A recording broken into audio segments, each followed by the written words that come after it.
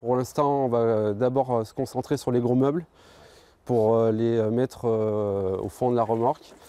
8 heures du matin, à peine 5 degrés.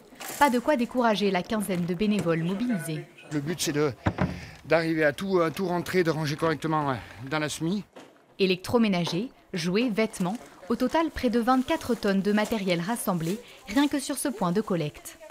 Cette Corrézienne a apporté quelques produits de première nécessité. Il y a des confitures, des compotes et il y a des jouets dans les cartons. Émue par la détresse des sinistrés, Marjorie Leland, quant à elle, s'est portée bénévole pour le chargement. J'ai vu un papa qui témoignait et qui avait son petit garçon dans les bras et qui disait j'ai plus de vêtements. J'ai mon petit, il n'a plus qu'un manteau, j'ai plus qu'une paire de baskets et là c'est pas possible. Je suis une minorité mais je pense que mis bout à bout, des petites choses comme ça, si tout le monde s'y met, on peut faire plein de choses. Des donateurs touchés par les graves inondations survenues dans la nuit du 14 au 15 octobre dernier dans l'Aude, où 14 personnes ont perdu la vie.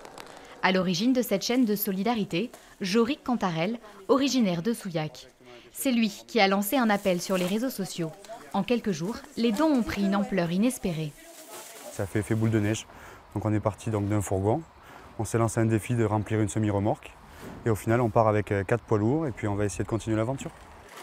Les 4 camions seront tous acheminés d'ici la semaine prochaine. Pour l'heure, le premier convoi est déjà en route. Arrivée prévue dans l'Aude demain matin à 10 h.